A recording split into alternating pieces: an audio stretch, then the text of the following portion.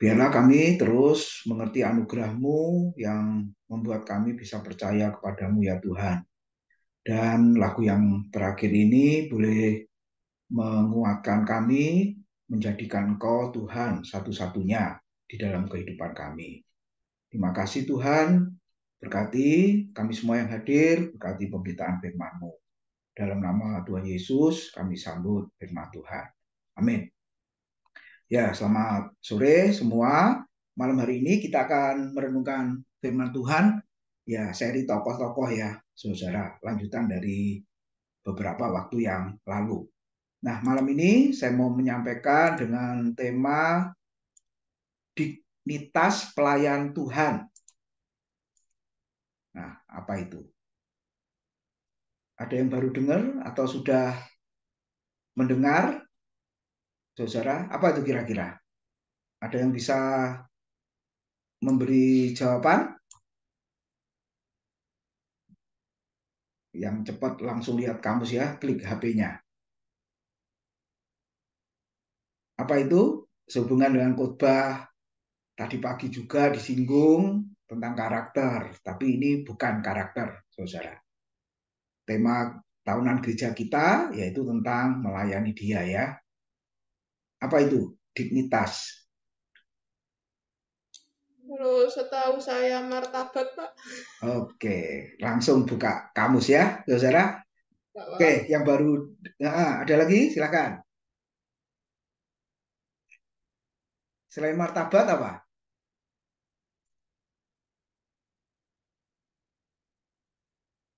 Ada lagi?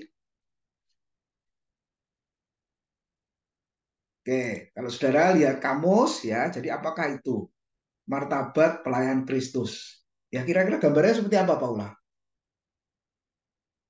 Hmm, ya. Ya, Kak. Ya, martabat tuh ya. Gambarnya seperti apa, Pak? Mm-mm. Jadi Ya, istilahnya pelayan Tuhan sikapnya bermartabat. seperti apa? Contohnya saja secara sederhana. Jadi pelayan Hah, Tuhan yang bermartabat. belum paham, Pak. Nanti saya simak dari khotbahnya Pak Tim. Oke, ya jadi sebenarnya ini loh, ya dari arti kamus itu boleh disebut harga diri, martabat, kehormatan atau kemuliaan. Ya, jadi harga diri pelayan Tuhan itu dilihat dari apanya gitu sederhananya. Ya, dia dihormati ya dari apanya itu ya, saudara. Oke. Nah, ada orang yang melihat ya pelayan Tuhan itu bermartabat atau punya harga diri ketika ini ya jadi aktivis gereja. Jadi orang melihat wah rajin ke gereja, aktif di gereja. Wah, dia sepertinya pelayanannya itu bermartabat atau punya harga diri. Betul? Ya, kita sendiri mungkin mengalami atau aktif di gereja, nah, apalagi pas ibadah pelayanan multimedia. Nah, orang mungkin melihat kita juga pelayanan kita ini bermartabat ya, patut dihormati, patut dihargai, patut dapat kemuliaan. Nah, ada orang yang melihat seperti itu. Lalu ini memiliki pelayanan banyak. Ya, Senin sampai Senin pelayanan terus, saudara. Gitu ya, sampai ngundang dia itu susahnya minta ampun. Waduh, sudah terisi, Pak, sudah terisi, Pak, gitu ya. Tahun 2025 saja. Oh, ini sekarang kan 2023 ya. 2024 sudah penuh, Pak. 2025. Wah, kayaknya penuh juga 2026. Gak niat sepertinya ya, saudara-saudara ya. Nah, jadi ada orang yang mengatakan, melihat, ya ketika memiliki pelayanan banyak, saudara, nah berarti dia hamba Tuhan hebat ya, pelayan Tuhan yang hebat. Kemudian orang melihat pelayanannya kalau ingin dihormati ini, ada kata suka melayani Tuhan. Ya, yang penting aku senang melayani Tuhan. Orang melihat apa dia pelayan Tuhan yang bermartabat, saudara. Padahal sebenarnya dia nggak melayani Tuhan kan, melayani dirinya sendiri atau menyalurkan hobinya, makanya dia senang, gitu ya. Lalu ada lagi nih, Nah, sebenarnya pelayanannya dia itu diperintah Tuhan atau melayani sesuka hatinya. Ya, saudara. Ya, nanti bisa didiskusikan, ya, saudara. Kalau saya melihat kalian itu di multimedia, saya senang sekali gitu ya, ya, saudara. Sebab saya nggak bisa, gitu ya. Nah, tapi ada orang yang bisa menghandle pelayanan itu. Wah, ya, saudara, itu luar biasa. Nah, apakah itu pelayan Tuhan yang bermartabat, gitu ya, dihormati, dihargai, saudara? Sebenarnya diperintah Tuhan atau melayani sesuka hatinya sebenarnya. Nah, jadi kalau saudara lihat kamus itu ya, saudara, apa sih martabat itu sendiri? Nah, sebenarnya hak seseorang, ya, hak semua manusia pada umumnya untuk dihargai dan dihormati dan diperlakukan secara etis, baik, benar. Setuju ya? Kita semua punya hak untuk itu kan? Dihargai dan dihormati, lalu diperlakukan secara benar, saudara. Nah, martabat itu sendiri merupakan konsep penting dalam bidang moralitas.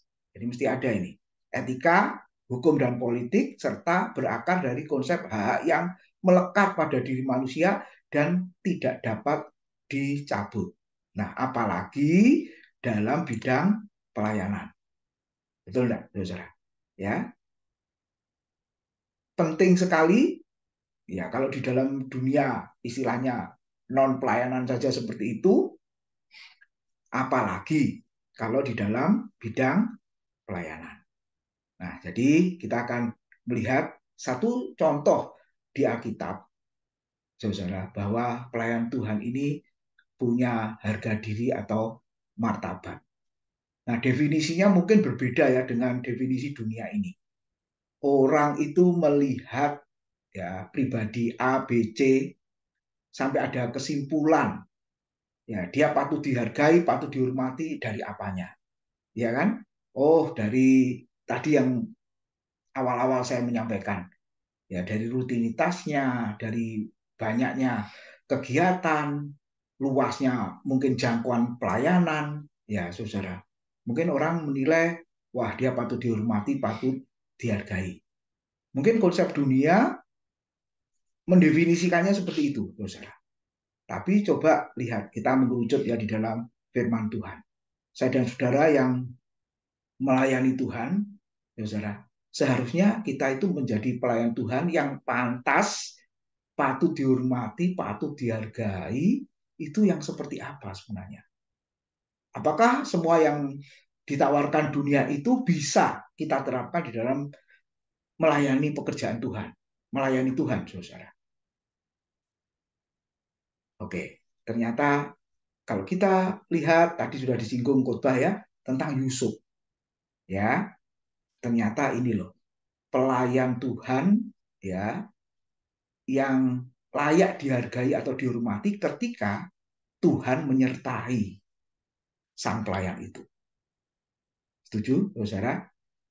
Disertai Tuhan itu merupakan kunci utama seseorang dikatakan memiliki pelayanan yang bermartabat. Ya, coba kita lihat Kejadian 39 ayat 2 sampai 4. Nanti kalau saudara baca lengkap, ya saya simpulkan di situ. Dikatakan, tetapi Tuhan menyertai Yusuf, sehingga ia menjadi seorang yang selalu berhasil dalam pekerjaannya. Setelah dilihat oleh tuannya bahwa Yusuf disertai Tuhan, dan Tuhan membuat berhasil segala sesuatu yang dikerjakannya, dan seterusnya, saudara. Nah, itu merupakan kunci utama. Jadi seseorang atau pelayan Tuhan layak dihargai, dihormati, atau bermartabat ketika orang itu disertai Tuhan. Nah, saudara, sepanjang Alkitab, penyertaan Tuhan itu penting ya. Sampai Musa pun kan berdoa ketika di padang gurun. Keluaran 32, 33 itu, kalau saudara baca. Kalau Tuhan tidak membimbing kami, jangan biarkan kami pergi. Kalau Tuhan yang memerintahkan kami, barulah kami pergi. Dan begitu, saudara.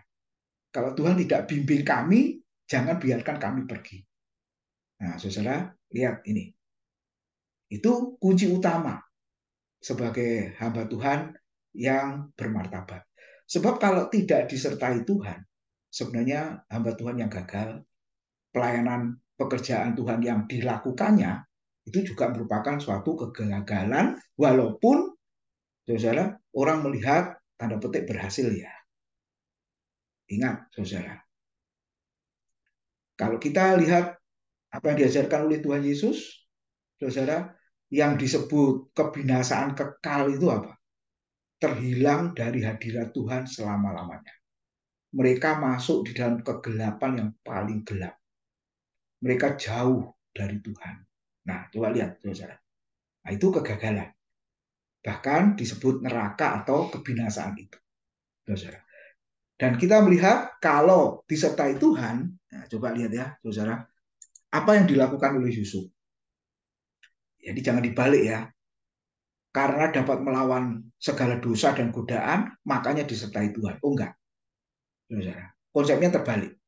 Kalau kita lihat di Alkitab, ya itu kan ayat-ayat di atasnya. Coba sudah lihat ya, perjalanan yang panjang, pengalaman Yusuf dengan saudara-saudaranya yang dijual, ya toh saudara, diperlakukan semena-mena seperti itu, ya dibuang ke sumur, ya dijual jadi budak dan lain sebagainya. Ingat, seolah-olah kondisi yang seperti itu ya nggak masalah asal Tuhan menyertai, gitu ya. Nah, ketika disertai Tuhan, segala sesuatu yang dikerjakan oleh tangannya dibuat berhasil. Coba lihat, saudara, ketika ada godaan, dosa, nah ini dosa seksual ya, Kejadian 39 ayat 7 sampai 10, di mana istri Potifar menggodanya, dia bisa menang terhadap godaan itu, melawan godaan itu. Nah, saudara, di media sosial kita kan berseliweran yang namanya pornografi itu. Ya, apalagi Facebook itu coba lihat. Kalau dibuka langsung keluar. Ya sudah, kalau saudara nggak mau ya sudah diblok aja. Punya saya blok tuh, saudara. Nggak bisa kok bisa keluar kayak gitu ya. Buka langsung keluar, aneh, saudara. Nah, lihat, dapat melawan atau menolak godaan seksual itu. Nah, saya percaya kalau kita disertai Tuhan, pasti bisa ini, saudara. Nah, itu martabat pelayan Tuhan. Lalu menerima fitnah. Ya, kisahnya nanti dibaca Kejadian 39 itu. Padahal Yusuf tidak berbuat apa-apa, tapi difitnah. Yusuf telah menggoda istri Potifar, ya, dan akhirnya jatuh dalam dosa kan begitu, saudara. Ya sudah, dia terima fitnah itu, konsekuensinya apa? Dia masuk penjara. Orang benar tetap benar dimanapun, walaupun diperlakukan tidak benar, walaupun difitnah seperti itu ya, saudara. Lalu apalagi yang kita lihat dari Yusuf itu? Nah, akhirnya walaupun masuk penjara, saudara, ini tempat yang tidak enak ya, tetap dipercaya di dalam penjara itu. Jadi saudara, kunci utamanya apa di sini? Ketika disertai Tuhan. Ya, makanya Daud ketika berdosa, Mazmur 51 itu dia berkata apa? Jangan ambil rohmu daripadaku. Ya kan? Jadi kalau Tuhan jauh dari dia atau bahkan Tuhan meninggalkan dia, itu duka cita, kesedihan, kegagalan yang paling gagal istilahnya. Saudara. Mungkin bisa melayani, masih dalam pelayanan, saudara. Tapi kalau Tuhan tidak ada di sana, nggak ada martabat dan harga pelayanan kita itu. Jadi yang pertama yang harus kita ingat, saudara, disertai Tuhan itu merupakan kunci utama di dalam pelayanan kita. Lalu yang kedua, ya, Allah yang diutamakan ya, saudara. Coba Kejadian 40 ayat yang ke-8 dikatakan, jawab mereka kepadanya, kami bermimpi, tetapi tidak ada orang yang dapat mengartikannya. Lalu kata Yusuf kepada mereka, bukankah Allah yang menerangkan arti mimpi? Ceritakanlah kiranya mimpimu itu kepadaku. Kejadian 41 ayat 16. Bukan sekali-kali aku, melainkan Allah juga yang akan memberitakan kesejahteraan kepada tuanku Fir'aun. Lalu ayat 25, 28, Allah telah memberitahukan kepada tuanku Fir'aun apa yang hendak dilakukannya.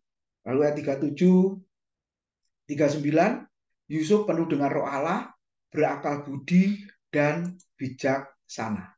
Lalu ayat 52. Dan kepada anak yang kedua diberinya nama Efraim sebab katanya, Allah membuat aku mendapat anak dalam negeri kesengsaraanku. Coba lihat saudara, mungkin banyak lagi contoh-contoh yang lain selalu disebut Allah, Allah, Allah, Allah. Jadi pelayan Tuhan yang bermartabat ketika mengutamakan Allah di dalam hidup dan pelayanannya. Saudara. Ya, saya kutip dari Charles Spurgeon ya. Dia mengatakan apa, saudara? Apapun yang menjadi sandaran seseorang, apapun yang menguasai pikirannya, apapun yang mengatur perasaannya, apapun yang menjadi tujuan utama kesenangannya, itulah Tuhannya. Ya, coba sekali lagi. Apapun yang menjadi sandaran seseorang, apapun yang menguasai pikirannya, apapun yang mengatur perasaannya, apapun yang menjadi tujuan utama kesenangannya, itulah Tuhannya. Coba kita renungkan, kita koreksi, saudara, quotes ini ya. Apa yang menjadi sandaran kita, itulah Tuhan kita. Entah kekayaan kita kah, entah intelektual kita kah, entah kemampuan kita kah, saudara, itu sudah berhala. Tidak mengutamakan Allah yang benar, tapi itulah Allahnya atau Tuhannya itu. Lalu apapun yang menguasai pikiran kita, apa saudara? Yang menguasai pikiran kita. Nah itu yang jadi Tuhannya. Lalu yang mengatur perasaan kita, bukan Tuhan dan bukan firman-Nya, tapi yang lain, nah itulah Tuhan kita. Apapun yang menjadi tujuan utama kesenangan kita, nah lihat saudara, itulah Tuhannya. Jangan-jangan pelayanan jadi Tuhan kita loh, saudara. Ya, aktivitas-aktivitas di gereja itu jangan-jangan jadi Tuhan kita. Kenapa, saudara? Karena ketika kita melakukannya, kita merasa puas di sana, kita merasa senang di sana. Nah, sebenarnya orang yang seperti ini tidak mengutamakan Tuhan. Nah, jadi apakah pelayanan kita seharusnya selayaknya dihargai, dihormati? Oh, sebenarnya tidak, saudara. Oke, lalu yang ketiga, yang terakhir, dari Yusuf ini kita belajar apa, saudara?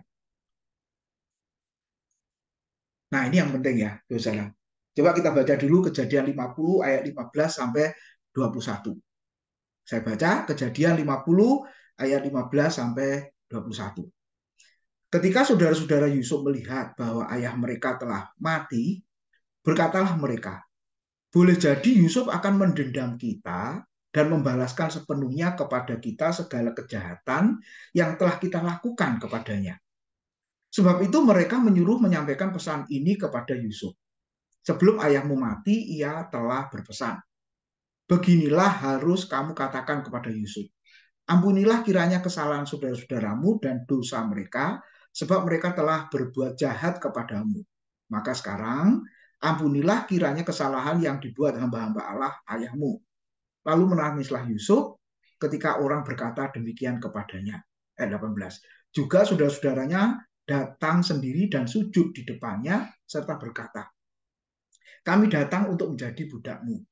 Tetapi Yusuf berkata kepada mereka, janganlah takut, sebab aku inikah pengganti Allah? Memang kamu telah mereka-rekakan yang jahat terhadap aku, tetapi Allah telah mereka-rekakannya untuk kebaikan dengan maksud melakukan seperti yang terjadi sekarang ini, yakni memelihara hidup suatu bangsa yang besar. Jadi janganlah takut, aku akan menanggung makanmu dan makan anak-anakmu juga. Demikianlah ia menghibur mereka dan menenangkan hati mereka dengan perkataannya. Saudara, yang ketiga, kita belajar dari Yusuf dan itu merupakan dignitas ya pelayan Tuhan ketika bisa mengampuni orang lain. Saudara, saya ketika khotbah minggu kemarin, saudara, Saya kasih contoh itu soal datang terlambat, ya, saudara. Lalu setelah khotbah, karena dia duduknya tidak jauh dari tempat saya, dia berkata kepada saya, suami istri, Pak, saya mau ngomong 1 atau 2 menit ya Pak, setelah selesai ini. Oh ya, kalau menurut saudara mau ngomong apa dia ya? Ternyata, saudara setelah ibadah selesai, diajak ke sebuah ruangan, suami istri ngomong ke saya, nggak terima kalau saya nyinggung soal terlambat itu loh saudara, karena dia terlambat, saudara, dengan agak keras ya, nadanya agak tinggi gitu. Baru kali ini saudara-saudara, ada jemaat ketika hamba Tuhan berkhotbah, nyinggung dia langsung, saudara diajak ngomong, ya, istilahnya komplain gitu, kenapa kok kasih contoh saya yang jadi contoh, seolah-olah gitu, saudara. Dia mengatakan begitu. Kok subjektif tertuju ke saya, katanya gitu. Suaminya agak emosi, istrinya yang meredam. Ya, ternyata saudara kita selesaikan saat itu, ya, oke, kalau itu membuat Bapak marah, tersinggung, saya minta maaf. Saya sampai ngomong gitu, saudara. Tapi ternyata istrinya cerita, wah memang lagi ruwet ternyata, punya masalah di rumah. Ya saudara ya, punya masalah di rumah. Sampai dia ngomong, tahu gitu aku nggak datang ke gereja hari ini. Nah, sampai gitu. Datang ke gereja kena khotbah lagi yang seperti itu. Wah saudara, saya sebenarnya ini lucu ini ya.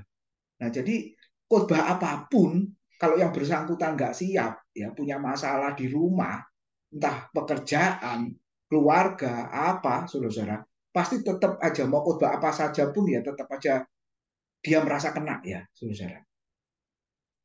Nah, mengampuni mengampuni. Setelah itu selesai kita ya guyon, bahkan mau pulang di parkiran pun masih ketemu, masih angkat tangan, guyon-guyon gitu ya, saudara. Nah ini penting ya, saudara ya, hal mungkin sepele atau mungkin yang paling agak dalam ya kita yang memulai mengampuni itu. Nah, saudara, ketika saudara-saudaranya tadi menghadap Yusuf, wajar kalau Yusuf itu pendendam. Coba kalau saudara jadi Yusuf diperlakukan seperti Yusuf di Alkitab. Coba lihat ini. Ya, awalnya pakai baju jubah yang indah, lalu ditelanjangi, terus apa saudara? Dibuang ke sumur ya. Nah, kemudian kakaknya berkata, jangan lama-lama di sumur nanti mati. Lalu diangkat, terus singkat cerita apa? Dijual jadi budak. Betul ya? Ya, jadi Yusuf bisa dendam, wajar dendam kepada saudara-saudaranya yang seperti itu, ya wajar. Betul ya, saudara. Bahkan saudara-saudaranya tadi di dalam Kejadian 50 ayat yang kita baca, saudara-saudaranya menduga kan bahwa Yusuf itu pendendam bahkan pembalas ayat yang ke-15 tadi. Ya, akhirnya apa ayat yang ke-17? Oh tidak. Justru sebaliknya Yusuf mengampuni saudara-saudaranya itu. Nah, ini martabat pelayan Tuhan. Martabat orang Kristen dilihat dari sana. Kemudian, walaupun saudaranya mereka-rekakan apa hal yang jahat gitu ya, tapi sebenarnya yang jahat dipakai Tuhan untuk mendatangkan kebaikan. Memang bisa tahu kapan, ya akhirnya belum saat itu, betul enggak? Akhirnya baru tahu, oh Tuhan membuat mengizinkan semua peristiwa itu terjadi, hal yang tidak enak sekalipun ternyata untuk kebaikan. Apa kebaikannya? Ternyata untuk memelihara hidup suatu bangsa yang besar. Bisa membawa keluarga saudara-saudara Yusuf ke Mesir dan mereka dapat makan karena di Kanaan sedang terjadi kelaparan. Nah, mungkin malam hari ini juga saudara-saudara diperlakukan begitu ya sama orang. Ya, tapi lihatlah kalau engkau disertai Tuhan, mengutamakan Tuhan, lalu bisa mengampuni, maka saudara akan melihat nantinya. Ya, istilahnya pelangi sehabis hujan itu loh. Keindahan proses di mana Tuhan sedang mendidik kita. Ternyata maksud Tuhan benar-benar demi kebaikan yang seperti ini. Ya, oke. Lalu yang terakhir dikatakan apa? Setelah itu Yusuf menghibur dan menenangkan hati saudara-saudaranya dengan cara apa? Menjamin mereka semua tidak akan mengalami kelaparan lagi. Jadi saudara, dignitas pelayan Tuhan yang dikatakan pelayan Tuhan yang bermartabat, dihormati, dihargai, layak dapat kemuliaan ketika apa? Saudara, disertai Tuhan, mengutamakan Tuhan, dan bukan yang lain, sebab kalau yang lain itu pasti bukan Tuhan. Dan yang lain itu pasti berhala. Dan sikap yang sulit dilakukan tapi harus, yaitu mengampuni orang yang bersalah kepada kita atau yang membuat kita terpuruk sekalipun, saudara. Kita lakukan itu dan Tuhan akan melihat kita menjadi pelayan Tuhan yang benar-benar layak dapat kemuliaan dan penghormatan itu. Amin. Mari kita berdoa terlebih dahulu. Terima kasih buat kebenaran firman-Mu. Tuhan, kami bersyukur boleh belajar tokoh-tokoh dari Alkitab.